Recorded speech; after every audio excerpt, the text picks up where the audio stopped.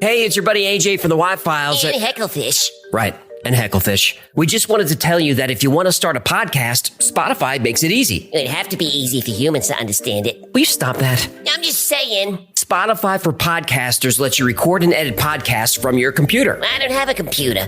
Do you have a phone? Of course I have a phone. I'm not a savage. Well, with Spotify, you can record podcasts from your phone, too. Spotify makes it easy to distribute your podcast to every platform, and you can even earn money. I do need money. What do you need money for? You kidding? I'm getting killed on Guppy support payments. These 3 ex-wives are expensive. What, you don't want to support your kids? What are you, my wife's lawyer now? Never mind. And I don't know if you noticed, but all Y-Files episodes are video, too. And there's a ton of other features, but we can't be here all day. Will you settle down? I need you to hurry up with this stupid commercial. I got a packed calendar today. I'm sorry about him. Anyway, check out Spotify for podcasters. It's free, no catch, and you could start today. Are we done? We're done, but you need to check your attitude. Excuse me, but I don't have all day to sit here and talk about Spotify. Look, this would go a lot faster if you would just let me get through it without... In December 1984, Ken Webster, a high school teacher, was living with his friend Nick and girlfriend Debbie in the small village of Dodleston. One evening, the three were walking home from the local pub when they saw a pulsing green light emanating from their cottage windows.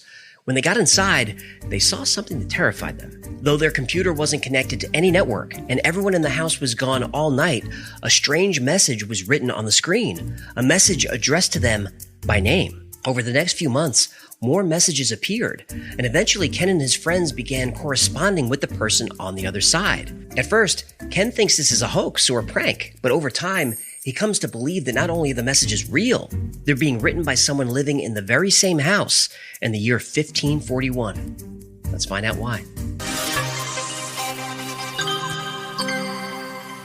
As written in Ken Webster's book, The Vertical Plane, strange things started happening as soon as they moved into Meadow Cottage at Dodleston near the border of England and Wales. One day, Ken noticed that small, 6-toed footprints seemed to walk directly up the wall and through the ceiling. It's a very old house, so he thought they were just little stains, so he painted over them. But the next day, the footprints were back, on top of new paint. After that, Ken, Nick, and Debbie would routinely see bottles, cans, and boxes stacked in towers, sometimes over 4 feet tall. They assumed that friends in the village were playing pranks, but nobody came forward. 2 months after the first message appeared, Ken, Debbie, and Nick returned home from a day trip and found a new file had been saved on the BBC computer. The file name was REATE. They opened it. What strange words thou speak, although I must confess that I hath also been ill-schooled. Thou art goodly man who hath fanciful woman who dwell in mine home. 'Tis a fitting place, with lights which devil maketh, and costly things, that only mine friend Edmund Gray can afford, or the king himself. Now this was not the way people spoke in the 80s, but there was more. 'Twas a great crime to hath bribed mine house. L.W. Ken printed the message and brought it to school, where most people thought it was entertaining and nonsense. But not Peter Trinder. Trinder was a literature teacher who was convinced it was written in Old English. They interpreted the phrase devil lights to mean the computer. And Peter Trinder asked Ken to let him know if any more messages appeared so he can try and determine the location and the time period of the dialect. A few days went by with nothing. But then Ken had an idea. He wondered if, since he was able to receive messages, could he also send them? So he sat down at the computer and began to type. Now, at this point in the story, Ken is still not convinced that this isn't a hoax, but he admits that he's intrigued, so he plays along. He sits at the computer and types question after question, trying to get information about who this is that could be sending messages from wherever they're coming from. Dear LW, thank you for your message. We're sorry for disturbing you. What would you like us to do? Did you live on a house on this land about 1620? Do you want us to tell you more about our time? Who is Edmund Gray? Do you have a family? Is the king James or Charles? What is the charge house? Was this village called Dodleston in your life? Thank you very much for your messages. Thank you for not making us afraid. Ken, Debbie, and John. They save the messages to disk, then leave the computer on, and head out to the Red Lion pub. And the hope is that if they leave the computer alone for a while, that it would prompt a reply. And that's exactly what happened. When they returned home a few hours later, a new message was waiting for them. 'Twas an honest farm of oak and stone, It is helpful that you should tell me about thy time. Dost thou have horse? Edmund Grey, brother of John Grey, lives at Kinnerton Hall. Thy king, of course, is Henry VIII, who is 46. I know what of King James. Mine charge house is a place of law, schooling. L.W. The 28th of March, anno 1521. This was a troubling reply in more ways than one. First, the facts about the history of this time were wrong. In 1521, Henry VIII was only 30 years old, not 46. But to be sure, Ken delivered the message to Peter Trinder for analysis, and Trinder confirmed that the historical facts were all wrong. Kinnerton Hall wouldn't be built for another 200 years, and there's no mention of Edmund or John Grey in any record or document. And Ken was troubled by the use of modern grammar and punctuation like question marks, which wouldn't have been used in the 16th century. So that left the other possibility, that there was an intruder in the house, and this had Ken, Debbie, and Nick concerned. But that weekend, Ken borrowed the BBC computer once again to see if more messages would come. Did they get more messages? They did. They received a whole bunch of details about the house, the village, the time, and most importantly, instead of being signed by the mysterious LW, they were signed with the author's full name. In the next message, the author gave all kinds of details about his life. He talked about losing his wife and son to the plague. He talks about how he harvests barley for ale and makes his own cheese. He describes the house as humble, made of red stone, and sitting on a pretty parcel of land. Now, Meadow Cottage, where Ken, Nick, and Debbie were living, was not made of red stone, but they were doing renovations. When they dug up some of the land in the garden and looked under the kitchen, they discovered the foundation of another structure, much, much older than theirs. Tell me they found red stone. And the foundation was indeed made of red sandstone. Now, these latest messages also had a different tone. The author seemed to think that Ken was intruding on his house and had his own concerns about this conversation. He finally signed the message Lucas, and eventually we learned that LW's full name is Lucas Wainman. Ken now had a lot of details that could be checked for accuracy, so he delivered them to Peter Trinder to see what he can find. And Trinder felt that the dialect, sentence structure, and intermittent use of Latin placed the messages in the middle of the 16th century, in the Cheshire area, which is exactly where Lucas Wainman said he was living. Also, as time went on, the historical facts became more consistent and accurate, and Lucas writes that King Henry VIII is married to Catherine Parr, so that put him in the 1540s, which is pretty consistent with a lot of the other details. But the names Lucas mentioned, like Richard Wishel and others, couldn't be found. So this is a hoax? Well, not necessarily. If it was a hoax, you'd think that the messages would be full of names and facts that could be easily checked. But Lucas was a simple rural farmer. He'd really only have knowledge of the king and people in his village. A tiny hamlet like Dodleston wouldn't keep detailed records of every individual living there. Now, Lucas doesn't know where Ken is, but eventually Ken reveals that he's actually writing from the year 1985, and that's where the story takes a turn. You said your time be 1985. Methought you were also from 2109, like your friend. What the? 2109? What friend? It would appear that whatever phenomenon that Ken Webster encountered that allowed communication to the past was also a conduit for communication to the future.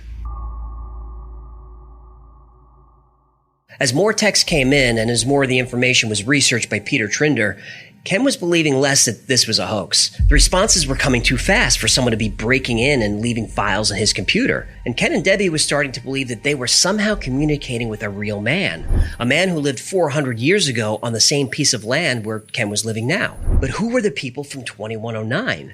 Lucas didn't seem to know. Lucas thought they were friends of Ken's. So Ken did the obvious thing. He asked.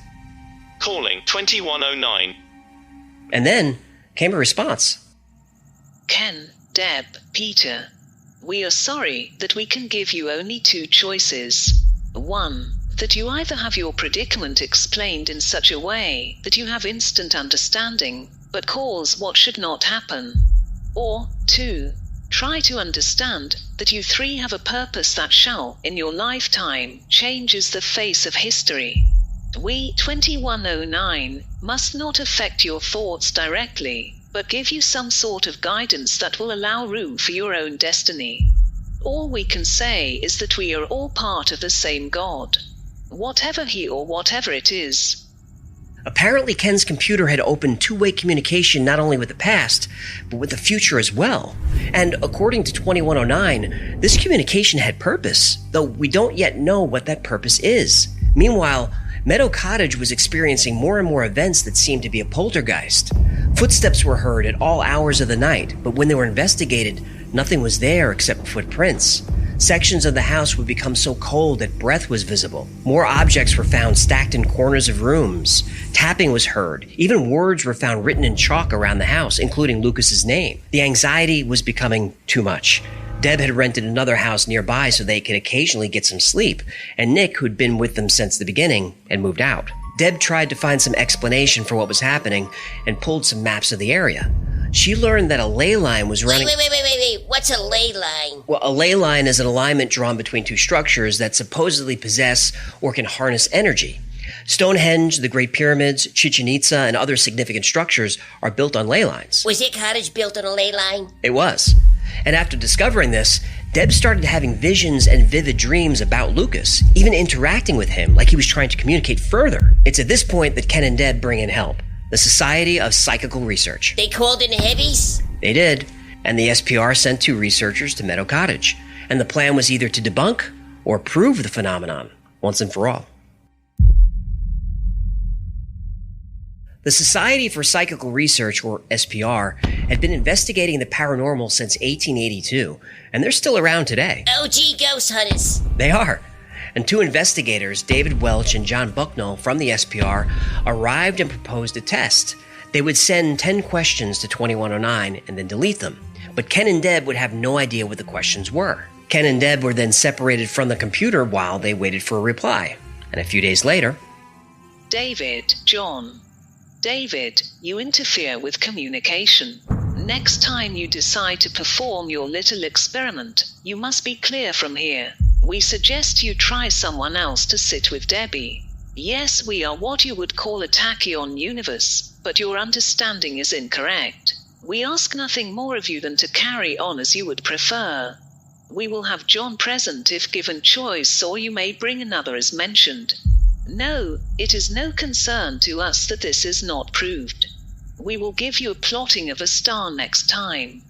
We move at a speed so that we cover every point in your time and universe. We have no form. We feed of a heat energy that you will not have heard of.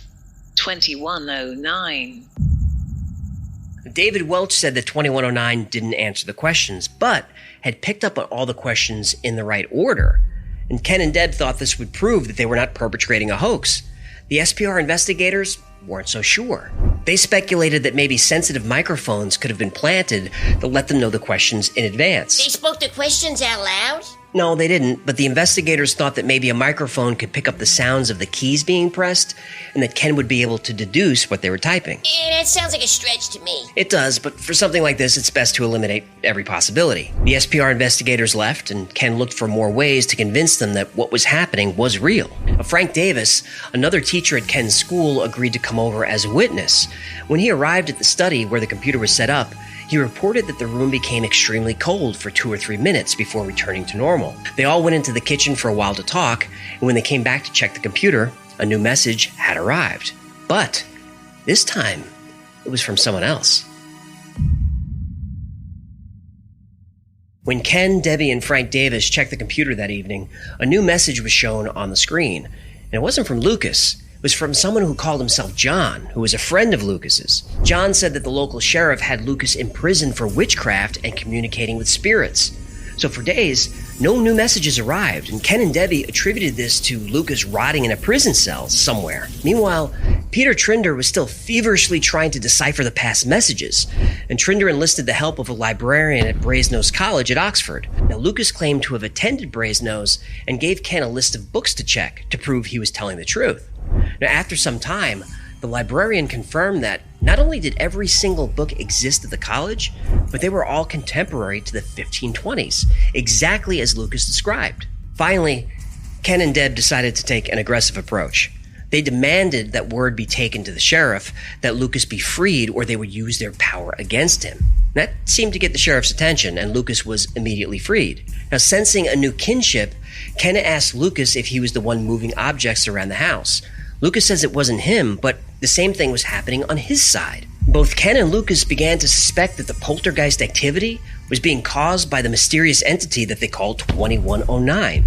So Lucas asked Ken to move the BBC computer to the kitchen, which on Lucas's side would let him communicate more privately. Now, 2109 had warned Ken and Lucas to not give each other details about their lives, but they were growing distrustful. Lucas then proposed an idea that sounded completely bizarre. He asked that a paper and pen be set next to the computer. Now, Ken didn't understand this, but he did as he was instructed. The next morning, next to the computer was a handwritten note. The writing was elegant and archaic, and the note was signed Thomas. Early in their communications, Lucas, whose real name was Thomas, was reluctant to give his real name. He said that this was out of fear of being accused of witchcraft, which actually came to pass. But Thomas left clues about his full name in his letter. He said, "You have my name in your book. It is also the name of Peter's house." Peter lived close by in a town called Harweden, which was also the location of the school where Ken and Peter taught. Using this information, Ken and Peter were able to track down a man named Thomas Harweden, who was a fellow at Brasenose College at Oxford in the 1530s. This was their guy, and Ken, Debbie, and Peter were getting very close to the truth and learning everything they could about Thomas Harweden. But the entity known as 2109 seemed to be upset by this. A few days later, the computer was moved into the bathroom on its own, and then Ken found a message scribbled in chalk on the floor. One more chance. Measure frequency by +2 energy. What else other than sound and light? This 2109 is freaking me out. I know. Ken, Deb, Peter. We have reason to believe you have Lucas Wainman's true name. If this is correct, you must say so we can rectify the problem immediately before it is accepted. She's touchy.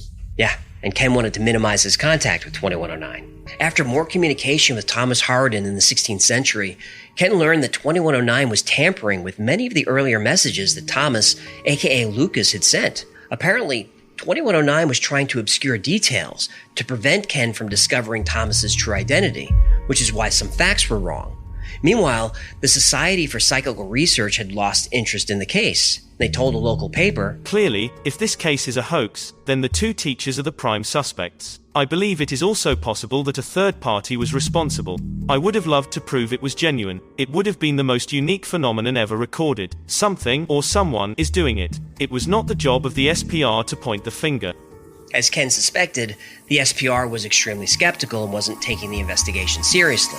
So Ken contacted the SPR to obtain the records of the case. Strangely, the SPR said there is no record of such a case. Investigator John Bucknell had disappeared and nobody could reach him. And there was no record of anyone named David Welch affiliated with the SPR. As far as the SPR is concerned, none of this ever happened, and everyone connected to the case was gone.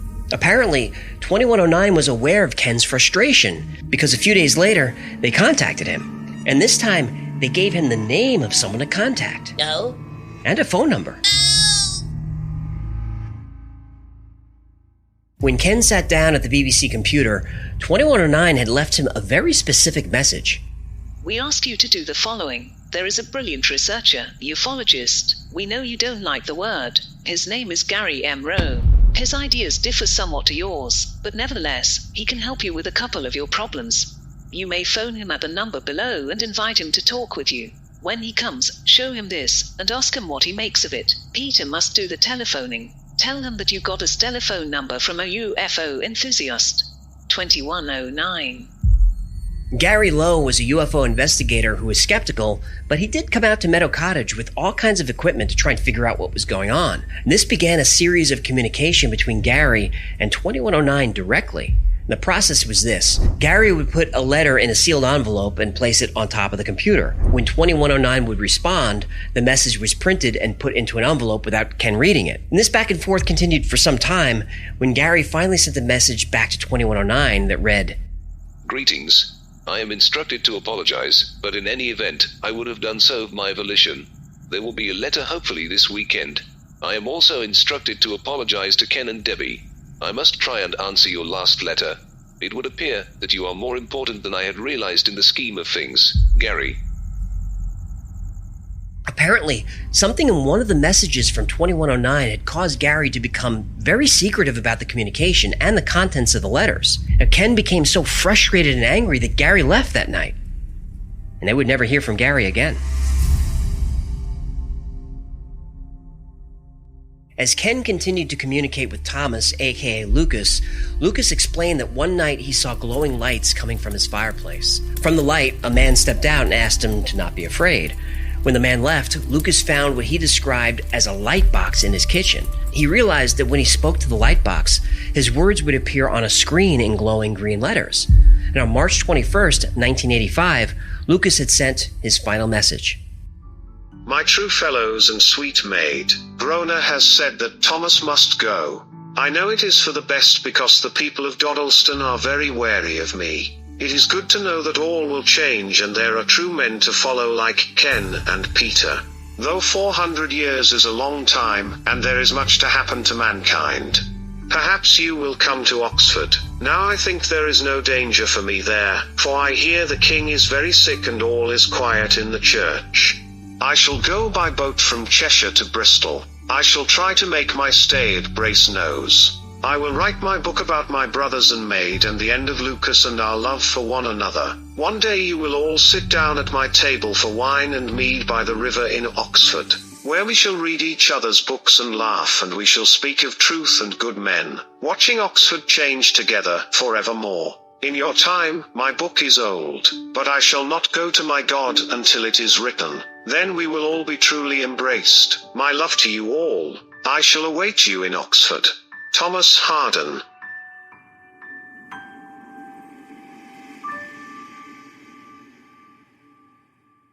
Well, that was touching. I thought so. Did he ever write the book? Well, we have one final message from 2109.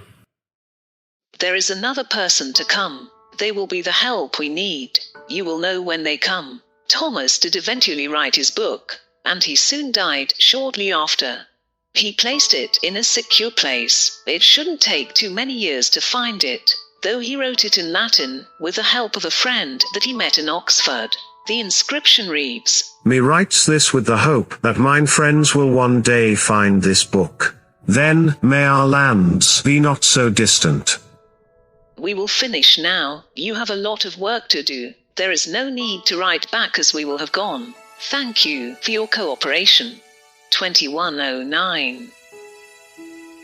And no more communication would follow. In all, Lucas in 2109 had sent over 300 messages to Ken and Debbie. And a few years later, Ken would document the story in his book, The Vertical Plane. The story would again be covered in 1996 in a BBC documentary called From Out of This World. And Ken and Debbie appeared on the program, but with their backs to the camera. They claimed that the messages were real, and they held important information about our past and future. You can find Debbie online posting as recently as a few weeks before I recorded this, and she sounds reasonable, rational, and convinced. And while their story has many skeptics, Ken and Debbie insist that one day their story will be revealed to be the truth. I hope they're right. Wow, this is a good story. So how much of it is real?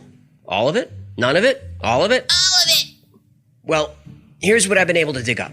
Peter Trinder essentially worked as a translator of the messages. And the original script was so foreign-sounding that he had to dig through years of the Oxford English Dictionary to decipher meanings of lots of the words. And Trinder said that this would be almost impossible to fake, especially for someone with no background in medieval languages. And Peter Trinder even went on camera with the BBC to say so. It was very real. That's all I'm saying, Richard. It was very close. The kind of thing that you could not doubt. But all the time one was aware of the possibility of hoax. But if it was a hoax, by golly, it was brilliant.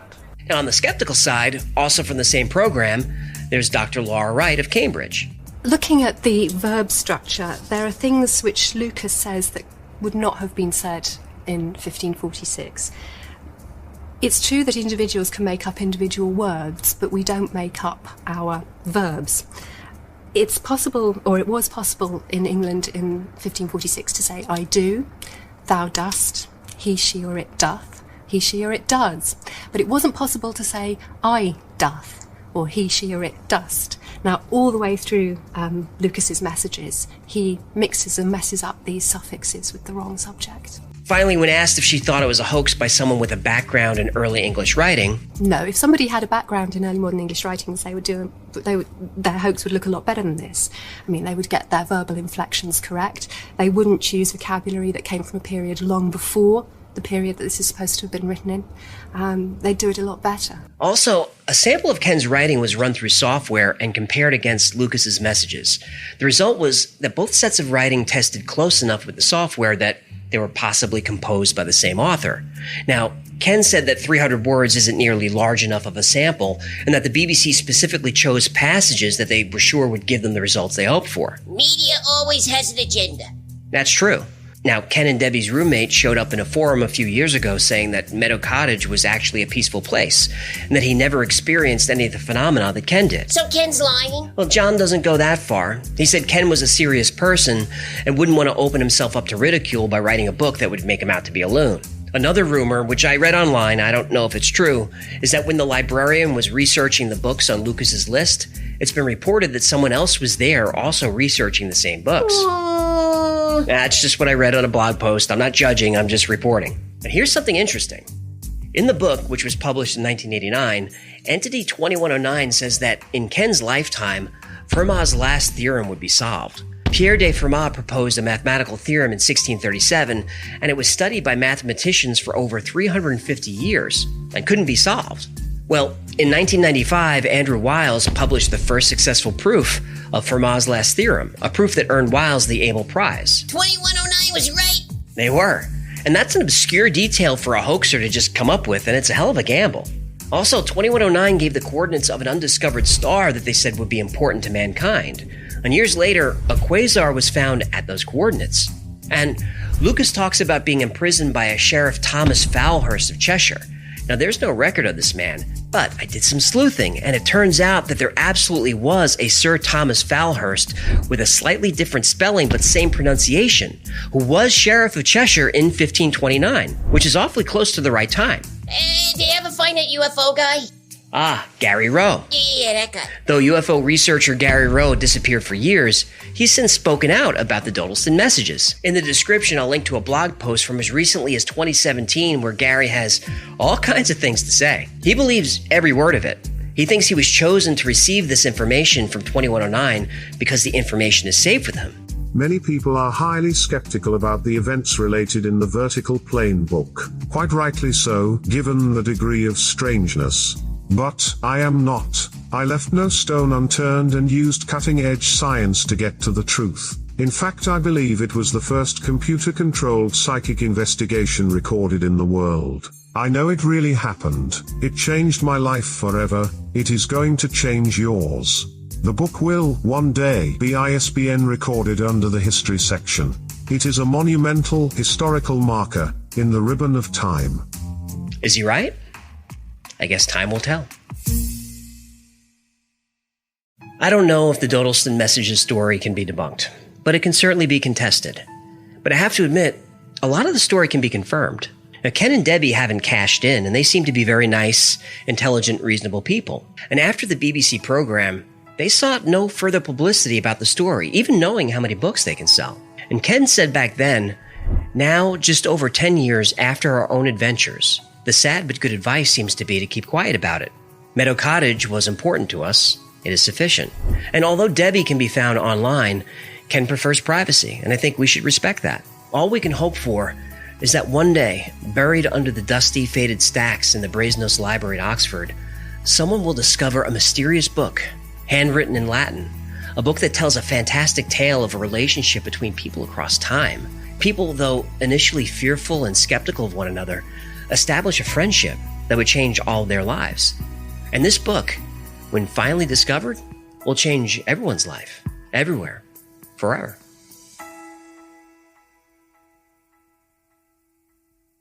Thanks so much for hanging out with us today. My name is AJ, that's Hecklefish. This has been the Y-Files. If you had fun or learned anything, do me a favor and like, subscribe, comment, and share. All that stuff really helps. Just trying to solve the YouTube algorithm is like trying to communicate with 2109 using a word processor, but with your help, we can defeat it.